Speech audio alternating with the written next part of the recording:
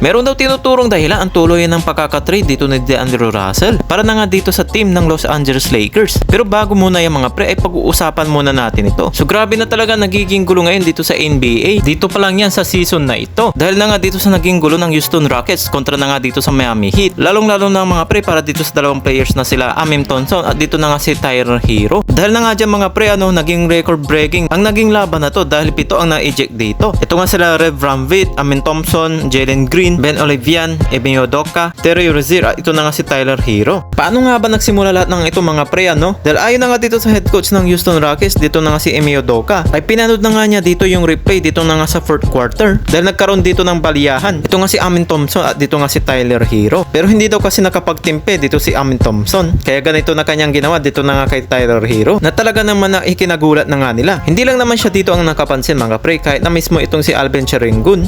Sobrang naging pisikalan ang laban ngayon. At talagang nakakaya na talaga ito mga pre. Lalong-lalo na nga itong sinabi ni Tyler Hero. Dahil ayon na nga dito sa kanya mga pre, it's just a physical game. Dito na nga sa pagitan ng Houston Rockets. Sinabi pa naman dito ni Tyler Hero mga pre, ganito daw magiging reaksyon nila kapag ang isang player ay gumagawa ng score throwing times and doing the whole thing for their teams. At yan ang mga pre ang gustong ipamuha dito ni Tyler Hero. Dito nga kay Amen Thompson. Kumbaga na nga dito mga pre ay nagsiselo siya o kaya naiinggit siya dito na nga kay Tyler Hero. Dahil na nga dito sa kanyang ginagawa para na nga dito sa kanyang team. So talaga mga pre sa basketball hindi talaga maiwasan mangyari ito At talaga naman nakakahiya ito. At ito na nga mga pre, pag-uusapan na nga natin ang tinuturong dahilan ng team na nga dito ng Los Angeles Lakers kung bakit tuluyan na nga ditong tinrade. Ito na nga si DeAndre Russell. Sa tingin ko na nga dito mga pre, very obvious naman na. Nang dahil na nga ito si DeAndre Russell ay mukhang hindi na nga masyadong nagiging fit para na nga dito sa team ng Los Angeles Lakers. Lalo na nga itong season na ito. Hindi katulad kasi ito nung last year na kung saan nag-a-average siya dito ng almost 19 points. Ngayon nag-a-average na lang siya dito ng 12 points na lamang. At nagda-down na nga rin dito ang kanyang mga points percentage dito sa kanyang field, lalo na nga dito sa kanyang 3-pointers. At parang from miles away na nga ay parang nakikita na nga natin na ititrade na talaga ito dito na sa team ng Lakers. Lalo na nga dito mga pre nung binitch na nga siya itong si Coach JJ Redick nang dahil hindi talaga siya fit kay Austin Reeves with LeBron James and Anthony Davis para na nga dito sa kanilang starting lineup. Dahil na nga dito mga pre dito sa kanyang lack of defense niya. At ang tinuturo na nga dito ng maraming Lakers fans na nagtulak na nga daw na para i-trade na nga ito si DeAndre Russell para na nga dito kay Rob Pelinka at team ng Los Angeles Lakers ay ang dahil na nga dito kay Austin Reeves. At kapansin-pansin na nga ito mga pre ang kanyang pagbe-breakout na nga this season. At isa sa mga malaking improvement na nga pagdating sa bilang pagpapatakbo dito ng point guard. Lalong-lalo na nga dito sa pagiging maganda nilang opensa dito na nga sa team ng Los Angeles Lakers. At ang mga naging responsibility sana dito ni DeAndre Russell, kumbaga nang dahil sa grabing improvement dito ni Austin Reeves ay nakita naman natin dito yung kanyang last 2 games ay nakapag triple-double pa nga ito tapos 26 points and 16 assists. Talagang nawalan siya dito ng trabaho ng responsibilidad para na nga dito sa team ng Los Angeles Lakers. At lumabas pa dito yung opportunity para ma-trade na nga siya. Ito na nga si DeAndre Russell. At tuluyan na nga ditong masagot unti-unti ang problema ng Los Angeles Lakers dito sa pagdating sa depensa. Definite nga naging it makes sense na nga itong trade na ito. Nang dahil hindi lang nasagot ang kanilang problema sa depensa, abay mas mabibigyan pa nga itong si Austin Reeves ng opportunity na nga dito na maipakita na nga niya ang kanyang talagang tunay na dito na potensyal. At ito rin talaga ang kanyang kagustuhan na pagiging point guard. At magkakaroon na nga siya dito ng malaking responsibility para na nga dito sa team ng Los Angeles Lakers. So ayun na nga pre ang tuturo ditong dahilang pagkakatrade dito ni DeAndre Russell dahil na nga dito daw kay Austin Reeves. Ano naman kaya masasabi nyo dito mga pre?